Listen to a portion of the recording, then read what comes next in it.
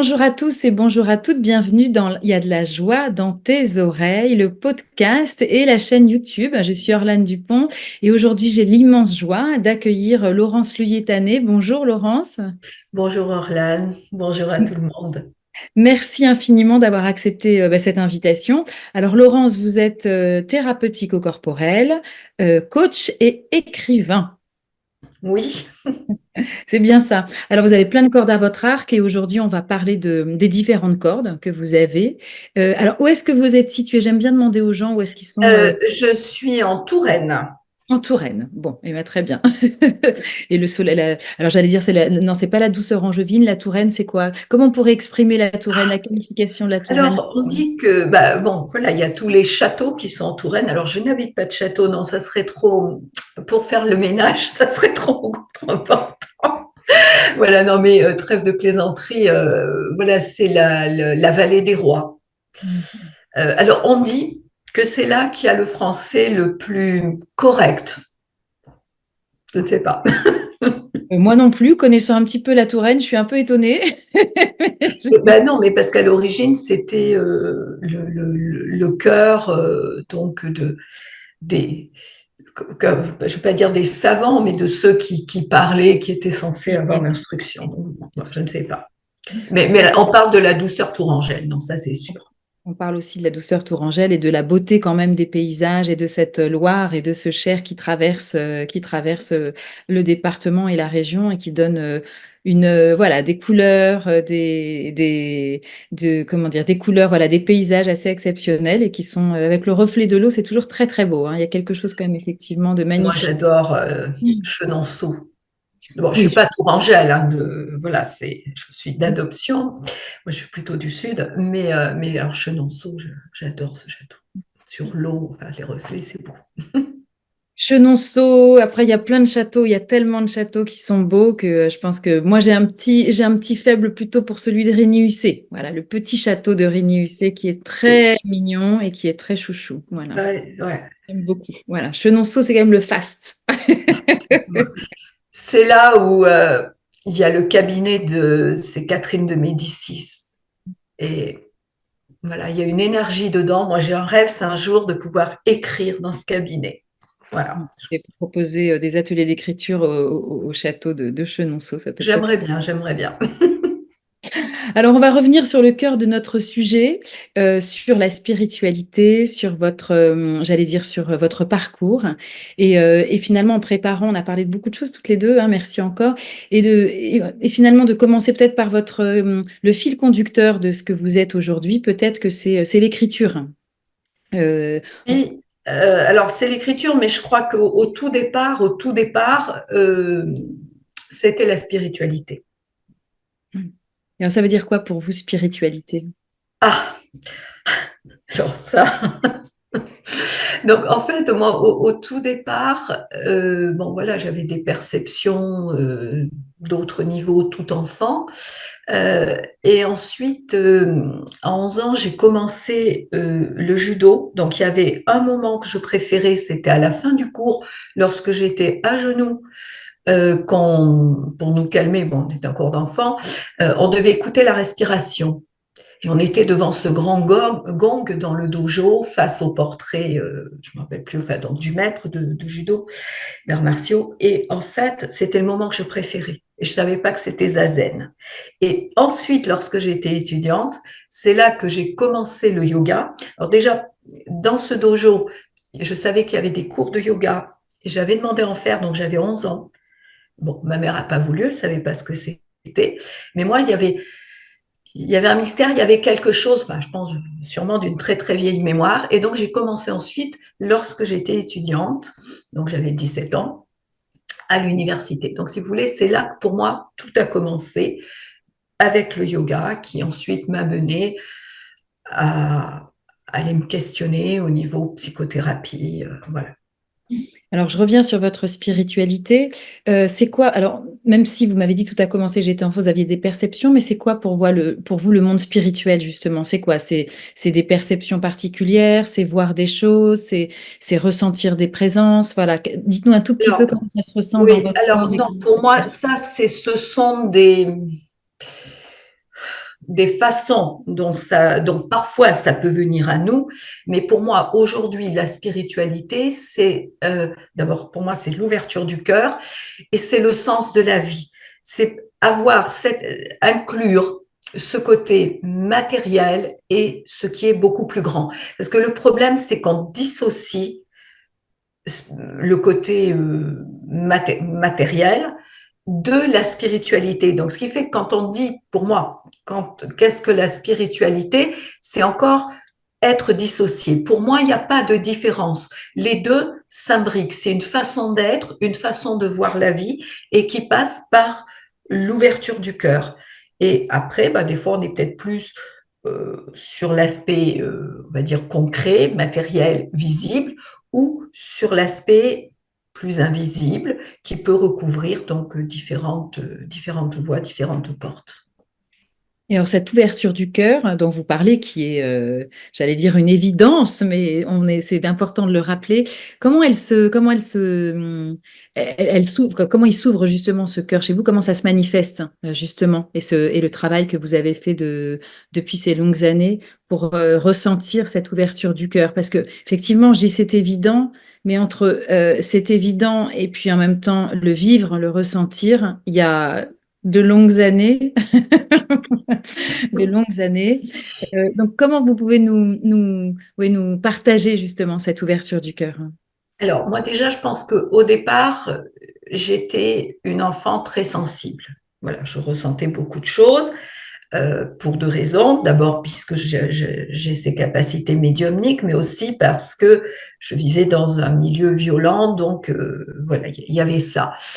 Je suis toujours quelqu'un de sensible, mais pour moi, l'ouverture du cœur, c'est la suite d'un cheminement qui qui passe par ce retour à soi.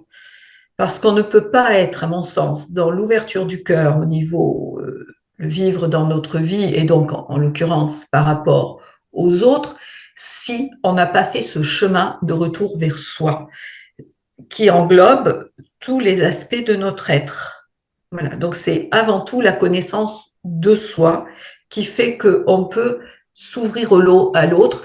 Une fois qu'on a été voir nos blessures, qu'on a vu en nous ce qui nous plaisait et ce qui nous plaisait moins, ce qui pouvait être douloureux, ce qu'on pouvait, bon voilà, notre ombre, on dirait chez Jung, eh bien, à ce moment-là, on peut complètement accepter l'autre dans ce qu'il est. Être conscient aussi des fois que dans ce qu'il est, ça ne nous plaît pas aussi. Mais si on fait vraiment ce retour, c'est là qu'on peut être dans cette ouverture du cœur parce qu'on comprend mieux cette difficulté qu'on peut avoir parce qu'on est tous un être humain et qu'on passe par ce chemin, sauf que on l'accepte ou on l'accepte pas. Et alors aujourd'hui, votre ouverture du cœur, je suis tentée qu'on puisse parler de ça, mais votre ouverture du cœur, elle permet quoi? Parce que quand je vous entends, j'ai envie de dire, c'est le début de quelque chose. On s'ouvre à quelque chose, on s'ouvre à plus grand, à soi, son intériorité, puis à l'extérieur aussi. Comment vous faites le pont, vous, justement, dans cette ouverture du cœur entre l'intérieur et l'extérieur? Alors, pour moi, c'est déjà par rapport au sens de la vie. Mhm. C'est aussi dans la manière d'appréhender le monde, d'entendre les choses, pour pas être non plus au premier niveau, mais être dans une globalité. Et puis surtout, là où pour moi, bon alors bien sûr par rapport à mes proches, voilà, mais par rapport aux personnes avec qui je travaille. Voilà. Et aussi dans mon écriture, dans mes livres, dans la façon dont je transmets les choses. C'est-à-dire, je le fais pas d'une manière enfermante, mais justement dans une approche que j'ai qui est globale, parce que j'entends les choses à un autre niveau. Alors justement, par rapport à l'écriture, vous me tendez une perche que j'ai envie de saisir, évidemment.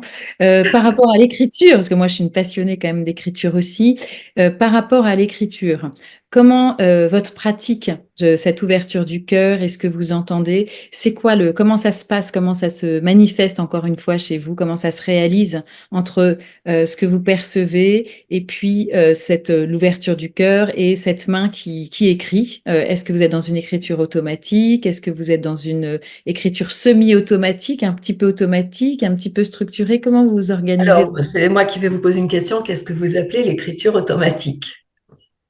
C'est une bonne question.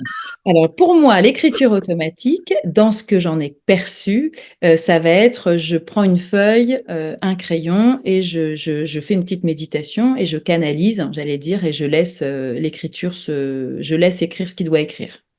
Donc, c'est-à-dire des médiums qui pratiquent ça, c'est ça? Éventuellement, voilà. Ou, Oui. Alors, par donc exemple, ça, non, je ne fais pas. Dans ma médiumnité, je ne fais pas. Par contre, il m'est arrivé pour un de mes livres d'ailleurs, une fois qu'il a été écrit, qu'il a été sorti, j'ai dit à mon éditrice, j'ai dit, ah, c'est pas moi qui l'ai écrit. Elle était verte, elle touchait plus terre, elle était paniquée parce qu'elle s'est dit, ouais, non, j'étais vraiment inspirée. D'accord?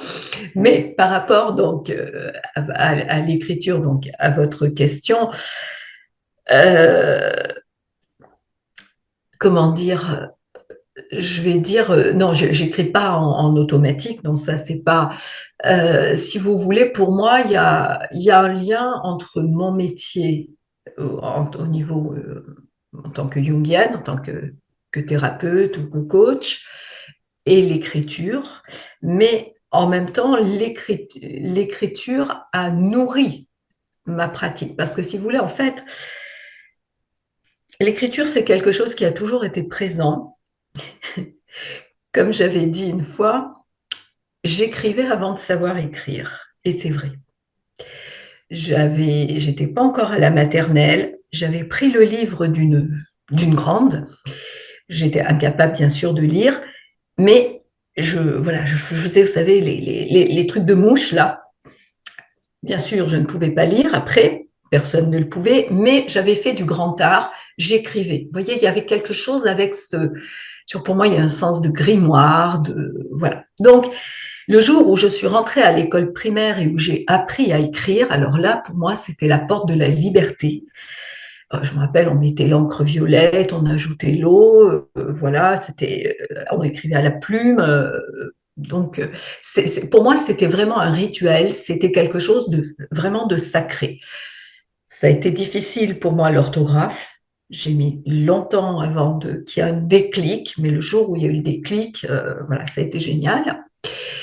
Et par la suite, je ne sais pas, il y a eu un jour. Alors d'abord, il y a eu la lecture pendant des années. Mais il y a eu un jour, j'étais au fond des bois, en Limousin, c'est en 89, je m'en souviens, et j'ai eu cette évidence que j'écrirais un livre. Je ne savais pas quand et je ne savais pas sur quoi, mais je savais. Donc, j'ai commencé par un premier livre qui était donc en symbolique, donc au niveau spiritualité. Et ce qui fait que, si vous voulez, ça a été plus mon côté professionnel qui a nourri mon écriture à ce moment-là. Mais pour autant, comme j'avais, on va dire, une relation avec ma mère plus que compliquée, et qu'il n'y avait pas d'espace de communication, j'ai été en nécessité d'écrire un journal.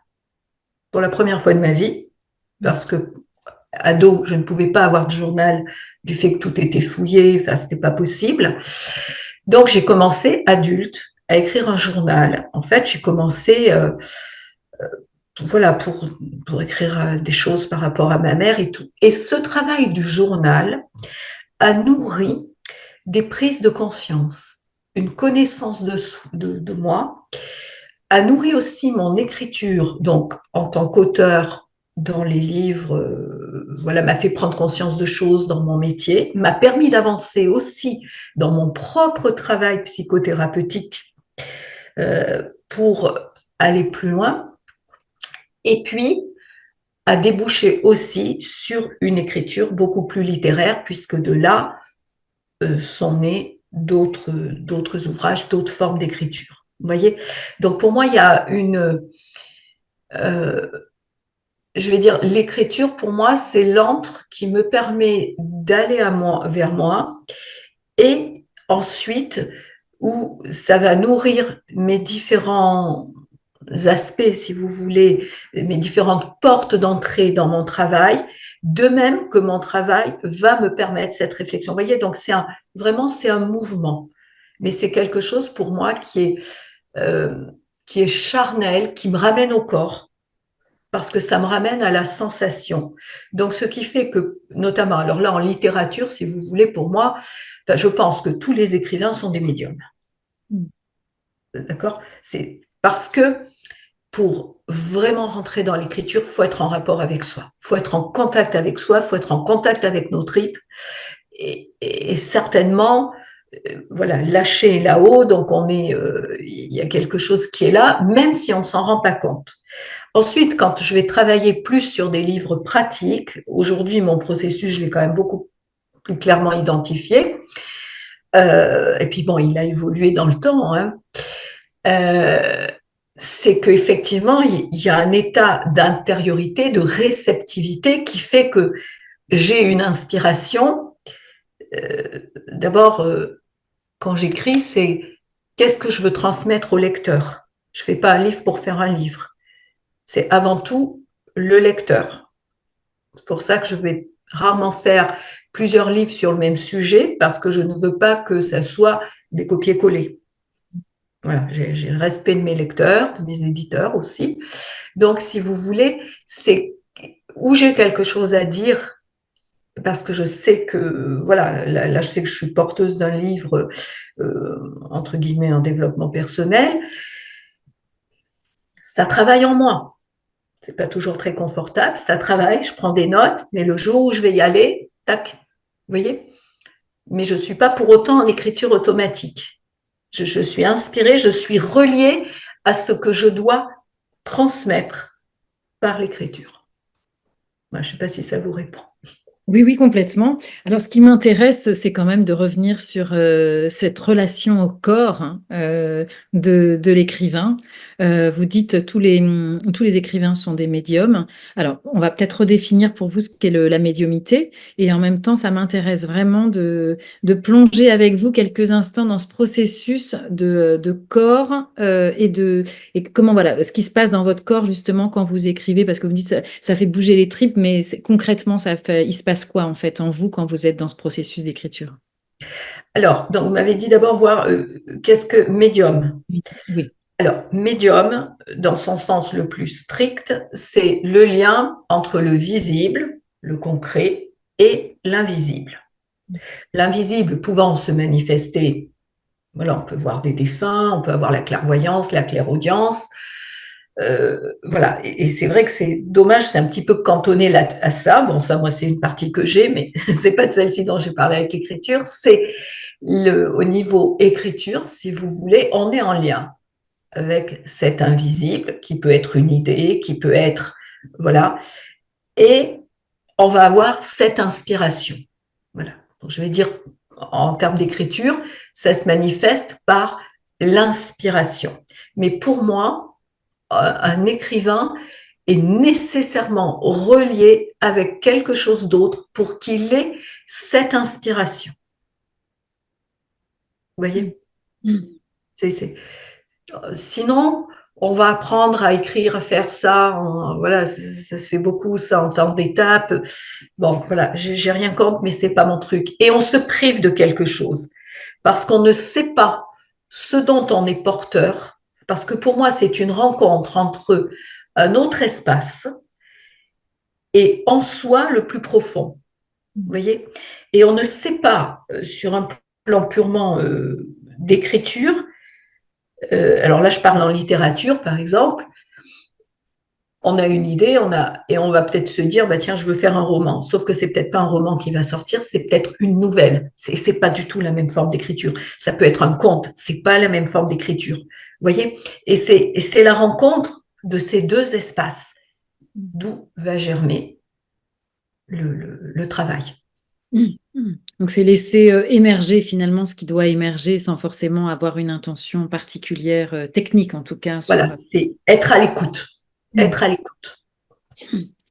Merci pour ces explications. Alors, on va reparler maintenant de votre, puisque c'est aussi une autre partie de vous, et en même temps, tout ça, c'est tout vous. C'est votre médiumité. On en a parlé un petit peu là. Comment justement vous faites le lien entre écriture et médiumité, ou médiumité et écriture, et comment vous vivez aujourd'hui votre médiumité justement dans votre quotidien? Alors, le lien entre médiumnité et écriture, donc c'est un petit peu ce que je vous ai répondu, c'est-à-dire que c'est voilà, cette écoute que j'ai et qui passe par mon écriture. Voilà, donc ce qui fait que quand j'écris, je sens en moi, c'est voilà, c'est une sensation et donc j'écoute et j'écris. Quand j'écris, par exemple, c'est un moment où je me sens profondément détendue. Si je sens que je vais, j'y arrive pas, non, non, stop, c'est pas le moment. Par contre, d'autres fois, j'y vais. Et il y a un temps, j'écris, voilà. Je ferai pas forcément, si vous voulez, le lien, enfin, je mettrai pas forcément dans le même sac l'écriture et ma médiumnité. Voilà. Parce que pour moi, quand je vais parler de ma médiumnité, là, c'est vraiment dans ma perception d'autres espaces-temps. Euh, et bon, c'est quelque chose que, quand vous me dites comment je le vis, pas très bien, pour tout dire. Non pas que ça me dérange, mais c'est que pendant longtemps, je l'ai laissé à part. Si vous voulez, pour moi, c'était intégré à ma vie. Je vais dire, bon, ça me gênait pas dans la mesure où, bon, bah, des fois, je perçois des choses, mais ça va pas plus me gêner que de voir que vous avez les cheveux longs. Vous voyez, je constate, c'est tout. Je vais pas m'étaler sur la question. Euh, Après, si vous voulez, là où ça a commencé vraiment à me gêner, c'est lors des consultations que j'avais en psychothérapie. Alors, pas à me gêner dans la perception, mais dans ce que j'en faisais. Parce que à une époque, j'ai travaillé beaucoup avec des personnes qui avaient des deuils, qui étaient en deuil, essentiellement des parents qui avaient perdu des enfants. Et j'avais, enfin, c'était plus que des informations, j'avais l'enfant qui était là. Donc j'avais cette lumière qui était là et je savais. Ce qui fait que des fois, je ressortais des consultations, j'avais l'impression que c'était pour moi. Vous voyez? Bon, ceci dit, et donc c'était comment est-ce que je faisais entrer ça dans la consultation parce que c'était pas prévu au programme du psychothérapeute d'avoir ça. Et il y avait des gens qui se rendaient compte. Et il y en a qui me disaient, oh c'est curieux. Alors je me rappelle toujours une dame, il me disait, oh vous me rappelez ma voyante. Voilà, bon, donc c'était pas évident. Mais ceci dit, j'ai mis longtemps avant de comprendre en fait ce qui, pas ce qui se passait, parce que ce qui se passait, je le savais, mais je me disais, mince, qu'est-ce que j'en fais? Parce que par exemple, j'avais des prénoms. Pendant mes consultations, j'avais des prénoms de personnes. Donc des fois, je disais aux personnes, bon, tel prénom, ça vous dit quoi? Ah ben oui, ben ça c'est mon grand-père, ben il est décédé. Et ce qui fait qu'en fait, ça me permettait, si vous voulez, de toucher là où on devait aller travailler, au lieu de se perdre. Voilà. Donc, déjà, ben, ça, il m'a fallu le temps de l'accepter. Voilà. En plus, et ça a commencé très très tôt dans ma pratique de psychothérapie, puisque lorsque j'ai fini mes études en 98 et que j'ai passé mon mémoire, j'en ai parlé, j'en ai mis juste quelques lignes. Alors, je me suis dit, oh là là, comment ça va être pris? Et en fait, personne m'en a rien dit. Mais j'ai eu ce besoin de dire que, voilà, cet espace de médiumnité était là et entrait dans mes consultations. Voilà. Et par la suite, bah, j'ai compris aussi que voilà, cette médiumnité, elle me permettait aujourd'hui, donc il m'arrive enfin, je fais vraiment des consultations en médiumnité Pour les personnes, donc, quand il y a certains blocages, quand il y a des changements de vie, ça leur permet d'avoir un éclairage, de voir. Et je fais bien la différence, c'est pas de la voyance, je leur dis pas le futur, non, pas du tout. C'est vraiment l'accès à ça. Donc, j'ai l'accès à, ça peut être effectivement des personnes décédées, pas forcément ce que les gens attendent, parce que moi, je sais jamais ce qui peut se passer. Ou alors, on va dire, à des parts plus hautes qu'elles. Il y en a qui vont appeler les guides. Bon, moi, voilà, je suis pas dans ce vocabulaire-là. Mais voilà, j'ai cet accès-là. Et aussi, ma médiumnité a un aspect très, très particulier. Euh, c'est que j'ai cette capacité à faire ce que je vais appeler, moi, rentrer dans les couloirs du temps. Alors bon, ça s'appelle en fait les mémoires akashiques. Et ce qui fait que je nettoie exclusivement à distance des lieux. Alors, pas forcément que des maisons ou des appartements. Je parle bien de lieux parce qu'il m'est arrivé d'avoir des personnes qui arrivaient dans une maison neuve. Donc, théoriquement, il n'y avait pas de mémoire de mur. Mais c'était le lieu où c'était construit. Donc, c'est un travail que je fais à distance, sur photo, qui est puissant et qui, pour moi, relève du sacré. Parce que, pour moi, ce travail de médiumnité, c'est accéder à notre part de sagesse euh, pour entrer dans cet autre espace de l'autre, parce qu'en fait, on n'est pas séparés, hein, c'est un grand champ d'énergie, si on le voit au niveau quantique. Euh, et pour moi, c'est quelque chose de sacré. C'est pas un jeu, ni pour moi, ni pour la personne qui consulte. C'est pour ça que je dis aux personnes, voilà, sachez pourquoi vous venez. C'est pas juste pour voir, j'y crois pas. C'est pas, voilà, puis ça donnera rien. Euh, Parce que c'est un moment, puis en plus, c'est quelque chose qui est puissant, qui permet aux personnes d'avoir des informations, de pouvoir avancer, repartir, clarifier des choses, voire dégager certaines choses. Donc, voilà. Par exemple, sur les lieux, ça va être quoi, par exemple, on va prendre l'exemple de la maison neuve, hein, de nettoyer le lieu ou de découvrir ce qui s'y est passé, ça va permettre. Alors, oui, on peut espérer quoi en fait dans le nettoyage. Moi, je vous pose la question, je ne suis pas innocente, hein, mais je préfère que ça soit vous Oui, oui. qui disiez. Euh, eh bien, par exemple, ça peut être un lieu où il y a eu des batailles. Donc, il y a eu des morts. Donc, il peut y avoir, si vous voulez, des âmes qui ne sont pas parties. Voilà. Et donc, je les aide à partir. Et alors là, je fais vraiment un travail dans l'invisible pour les libérer. C'est pas juste les aider à partir. Vous voyez, il y a aussi une intégration spirituelle. Il y a certaines choses voilà, que je fais. Donc, ça peut être des âmes qui sont pas parties, mais ça peut être simplement, entre guillemets, la mémoire de l'impact des violences, si vous voulez, parce qu'il y a plusieurs choses. On pense des fois que c'est que des âmes. Non, il y a la mémoire du lieu, c'est-à-dire la mémoire énergétique. Voilà, donc qui a dégagé. Donc ça, souvent, c'est ce que j'ai trouvé, voilà, que j'ai dégagé. J'ai travaillé beaucoup sur Paris, donc euh, les mémoires, les catacombes pendant la guerre, massacre de la Saint-Barthélemy. Donc j'ai un livre dans lequel justement je parle de ça. Là, ça a été un sacré nettoyage. J'ai fait beaucoup la Normandie aussi. Puis j'ai eu aussi dans certains cas des lieux où bon, il y avait eu des cimetières, enfin des choses pas très très sympas. Alors aujourd'hui, j'allais dire, quand on nettoie, enfin moi ça m'interroge encore. Donc on nettoie des lieux, mais quelque part c'est aussi on est bien d'accord, c'est aussi se nettoyer soi-même. Ça vient travailler aussi sur son champ, ou vous le voyez pas du tout comme ça, vous? Alors là, j'avoue que je suis toujours en questionnement par rapport à ça.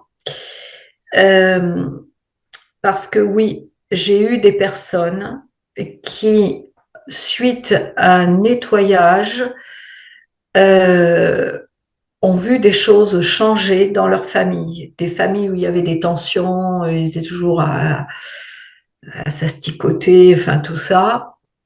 Et où, je pense à quelqu'un, elle m'a confié deux biens d'ailleurs, euh, ses enfants se sont mis à faire leurs devoirs alors qu'avant, ben, ils ne les faisaient pas.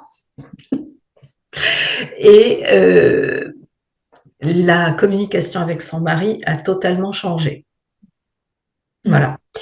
Euh, donc, c'est vrai que les personnes sentent un apaisement, donc se sentent beaucoup plus apaisées. Par contre, après, ça ne va pas les empêcher, elles, de faire le travail par rapport à elles qu'elles ont à faire. Une fois, j'ai une dame bon, âgée, elle a absolument, voilà, on a nettoyé la maison, mais le travail était fait, pour moi c'était clair, net et précis, mais elle n'était pas contente parce que ça n'avait pas changé la relation avec son mari, qui ne relevait pas de ça, mais qui relevait très sincèrement d'un travail de thérapie. Voilà. Donc, si vous voulez, moi, ce que je suis sûre, ça, c'est que les personnes se sentent beaucoup mieux et que ça impacte notre champ d'énergie. Mais il faut quand même mettre un bémol et pas penser qu'on va faire un nettoyage de lieu et que ça va nous changer notre vie. On a notre travail à faire. Voilà. Je ne sais pas si ça vous répond, ça. Oui, puis ça clarifie un petit peu, je pense aussi pour tout le monde, de ne pas, on n'est pas dispensé de Oui, face à voilà. notre travail, de prendre ses responsabilités quand ça ne va pas ou avec son conjoint ou sa conjointe ou ses enfants. Voilà, c'est assez clair. Et donc, il n'y a pas de magie, il faut bosser, il faut Non, bosser. voilà. C'est ça que ça veut dire. Alors, par rapport toujours à votre, est-ce qu'on peut parler de don, de médiumité ou vous diriez que c'est, comment vous l'appelleriez, vous, votre médiumité? J'aime pas trop ce terme de don. Oui. Euh, on est tous, de toute façon, on est tous un lien entre le monde visible et invisible. On a tous ce lien. Après, euh, pour chacun, fonction de, voilà, peut-être si on croit à d'autres vies avant, enfin, du plan de notre âme, de, je sais pas, peut-être aussi de notre histoire familiale, parce que je me suis souvent posé la question, euh, on a ces capacités médiumniques qui vont se manifester de différentes façons pour chacun et qui vont évoluer dans notre vie. Parce qu'il ne faut pas croire que, bon, voilà, ça y est, on arrive sur Terre, on a ça, ce don, et c'est... voilà, je pense que c'est tellement méconnu. Je vous assure que quand on a ces... Moi, je parle plus de capacité. Euh, Ça évolue aussi dans le temps parce que c'est une forme d'apprentissage. Parce que ce qu'il faut bien comprendre, c'est qu'en tant qu'être humain, nous, on a, voilà, il y a le physique, il y a nos émotions, et voilà, c'est tout ce qui nous amène en thérapie, nos pensées. Et puis, il y a cet espace invisible qu'on va qualifier peut-être plus de spirituel, dans lequel, si vous voulez, je pense qu'on avance tous, mais les personnes qui ont ces capacités plus médiumniques, on fait un apprentissage aussi. On fait un apprentissage parce que moi, j'ai vu dans ma manière de percevoir des choses qui ont évolué dans le temps. Mais ce qui est certain, enfin en tout cas pour moi, c'est que, et puis je pense que c'est peut-être aussi mon chemin, euh, c'est, ça m'a amené, et ça m'amène toujours, à connecter avec la foi, c'est-à-dire la confiance en la vie. Bon, qui vient peut-être aussi de mon histoire. Moi, j'ai été séparée à la naissance, je suis allée en couveuse, donc pendant plus d'un mois, donc je pense qu'il y a, voilà, il y a eu quelque chose. Euh, mais si vous voulez, voilà, ça ramène à ce plus grand et cette confiance en la vie. Mm. Merci. Je suis comme ça, je bois les paroles et je suis là en train d'intégrer aussi tout ce que vous êtes en train de dire. Mais oui, c'est ça, cette histoire de foi, de confiance en soi, on y revient souvent, hein, on est quand même dans quelque chose d'ouverture du cœur, confiance, et puis oui, confiance en soi, ouverture du cœur et confiance en la vie. Aujourd'hui, avec le chemin que vous avez parcouru, euh, quelle est votre vision, vous, enfin, qu'est-ce que vous faites de tout ça et, et comment vous voyez les choses avancer pour vous et j'allais dire pour le monde, justement, dans cette ouverture du cœur, la confiance, etc. Alors, euh, pour moi, aujourd'hui, donc je parlais au niveau professionnel, euh, si vous voulez, bon, d'abord, au début, voilà, vous m'avez présenté donc thérapeute psychocorporel, coach, etc. C'est vrai que moi, j'ai du mal avec toutes ces étiquettes. Aujourd'hui, je m'intitule dépoussiéreuse de ménage et j'ai envie de dire écrivain accompagnante. Voilà, ça, c'est quelque chose avec lequel je me sens bien.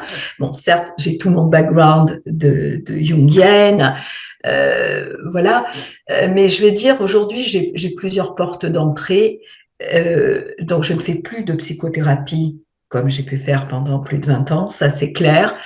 Euh, je fais un accompagnement de coaching pour des personnes qui sont en transformation et à ma capacité de voir au-delà de là où ça bloque et de vraiment repérer leur potentiel. Voilà, c'est vraiment ce travail que je propose aux personnes. Donc, bon, quand elles sentent qu'elles tournent en rond, qu'il y a quelque chose qu'elles n'arrivent pas à dépasser. Donc, j'ai voilà cette porte d'entrée par le coaching. Après, ça peut être une séance en médiumnité. Donc, voilà, il y a le choix. Euh, je travaille beaucoup, beaucoup sur le transgénérationnel Mhm. et avec aussi un focus spécifique sur la relation à la mère. Et j'ai aussi un travail avec l'écriture que je peux proposer aux personnes. Donc, si vous voulez, voilà, c'est plusieurs. Ma ligne directrice reste la même, mais j'ai plusieurs portes d'entrée, donc dans ce que je propose. Après, par rapport au monde, je, je vous apprendrai rien. C'est un petit peu mouvementé. Euh, en fait, je pense qu'on est en profonde mutation et que cet espace spirituel est en train vraiment d'émerger. Enfin, je le vois, il y a vraiment une aspiration pour ça c'est clair. Bon, après, il y a peut-être à boire et à manger. Faut pas partir non plus, à mon sens, dans des voies de garage. Euh, mais justement, je pense qu'on est à un moment où on peut plus penser comme avant, ça c'est sûr. Et il me semble que on est plus dans quelque chose d'une globalité où on intègre d'autres dimensions sans forcément s'en rendre compte. Parce qu'aujourd'hui, ce que je trouve, parce que bon, moi je suis, si vous voulez, tout l'aspect professionnel, pour moi, c'est quelque chose qui est important. Parce que je trouve qu'il y a, enfin bon, j'interviens dans le cadre de comment ça s'appelle, qualité de vie au travail, donc pour des entreprises. Et en fait, ça se pose en termes de sens de la vie.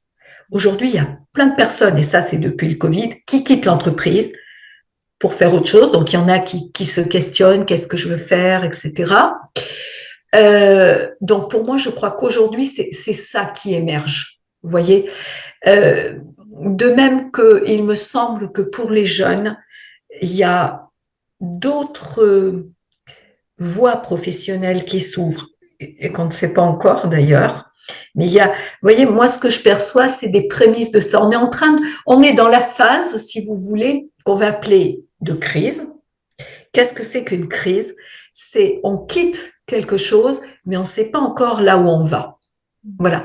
Et pour moi, on a à intégrer, à sortir de ce truc où il faut, alors voilà, c'est pas être antisocial, c'est pas ça, mais de pas forcément rentrer dans des rails, avoir quelque chose de plus global et surtout qui nous ramène qu'est-ce qui est important pour moi, quel est le sens de ma vie et qu'est-ce que je veux apporter dans le monde. Et ça ne peut passer que par la connaissance de soi. D'où, à mon sens, le pourquoi actuellement il y a autant de malaise, notamment dans le cadre professionnel. Il y a un gros questionnement, mais je trouve que c'est très positif. Hein, c'est très positif. Donc, ce qui fait qu'il y a une réorganisation du travail, il y a une réorganisation aussi de l'entreprise. Alors, le problème, c'est que des fois, on passe d'un versant à l'autre et c'est pas blanc ou noir. Je pense que bon, il y a des nuances de gris. Et il y a une phase d'adaptation à avoir. Mais pour moi, au niveau de l'extérieur du monde, ça passe par ce sens de la vie. Voilà.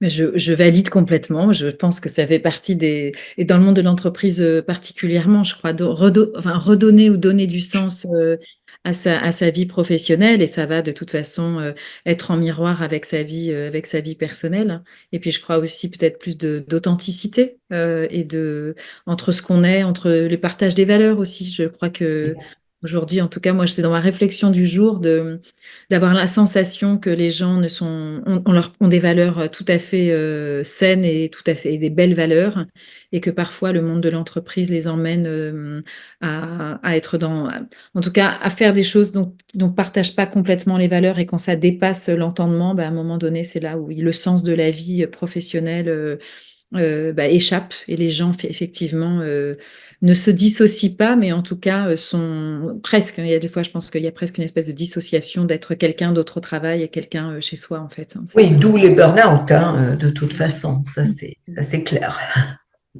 Alors, le mot de la fin, parce que vous nous avez dit plein de choses et merci beaucoup de tout ce que vous nous avez partagé. Alors, pour finir, parce que vous êtes sur un livre, vous m'avez dit on peut en parler un petit peu? Oui. Alors bon, il y en a en développement personnel, mais actuellement, oui, je termine un manuscrit qui sera en littérature, qui est mon récit, témoignage. En fait, c'est une lettre à ma mère. Tout ce que j'avais pas pu dire, puisque j'ai eu une maman, voilà, en psycho, on dirait perverse. Et donc, c'est un très beau livre qui, du coup, donc là, il est terminé, je vais être en recherche d'éditeur, mais qui, du coup, a débouché sur la mise en place d'un accompagnement spécifique de 9 semaines sur la relation à la mère. Alors, qui s'adresse autant alors, c'est plutôt mère-fille, hein,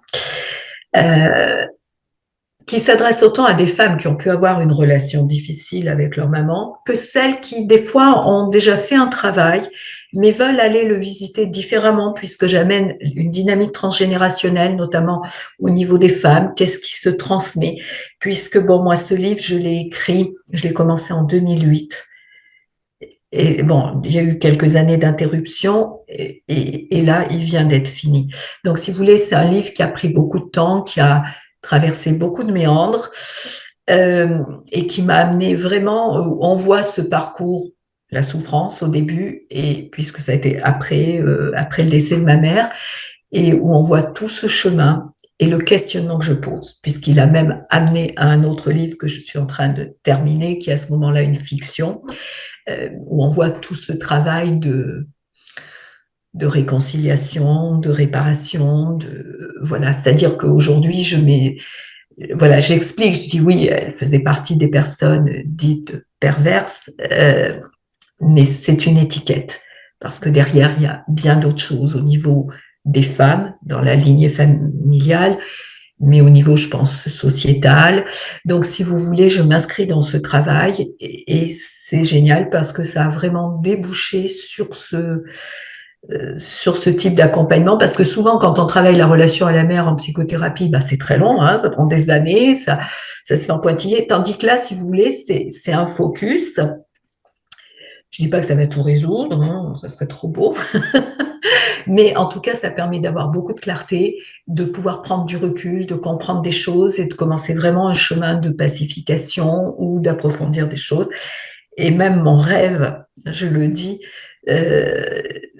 voilà, donc là, j'attends que mon livre soit sorti, mais j'aimerais accompagner des mamans avec des enfants qui sont couveuses ou hospitalisées parce que j'ai vu justement une fois en allant voir le bébé d'une de mes clientes qui était hospitalisée, j'ai vu des parents qui venaient, qui étaient, on voyait, enfin surtout des mamans, une fois je me souviens, la grand-mère, la mère et cette petite fille qui avait 1 an, qui était hospitalisée, qui mangeait pas. Et je voyais toute la détresse en fait de ce lien maternel qui ne s'était pas fait. Et comme c'est quelque chose moi que j'ai vécu, ben, je me dis, je pense qu'avec tout ce travail, j'aimerais éventuellement voilà amener voilà des consultations, un travail à ce niveau-là. Euh, Pas forcément que dans un champ psy, vous voyez, mais dans un vécu. J'allais dire dans un champ plus énergétique, au sens Oui, quantique du terme. de connaissance, mais pas de connaissance intellectuelle. Voilà, de connaissance et d'une traversée. Parce que ce que j'ai traversé, c'est mon histoire avec ma mère, bien sûr, mais je pense que c'est bien au-delà. Et ce questionnement de la relation mère-enfant et mère-fille, bon, voilà, qui pourrait nous amener bien au-delà de notre temps. Et on pourra écrire des dizaines et des dizaines de livres, parce que je pense que chacun a une histoire très particulière avec sa mère. Et c'est vrai que Relation complexe. le père n'est pas exclu, mais il y a une relation très particulière entre le fœtus et la maman, puisque la mère porte l'enfant. Il se passe quelque chose effectivement de très particulier. Laurence Luyetané, merci beaucoup pour votre courage d'avoir accepté mon invitation. Merci de nous avoir partagé tout ça. Alors, comme à chacun, comme pour chaque invité, votre site internet, toutes les infos seront de toute façon à la fois sur le podcast et sur la chaîne YouTube pour pouvoir vous retrouver. Merci infiniment. Je vous souhaite Merci Orlane. une très belle journée, plein de belles choses et donc que votre rêve se réalise, hein. C'est en tout cas tout ce que je vous souhaite. Merci. Merci beaucoup. Au revoir tout le monde. Au revoir.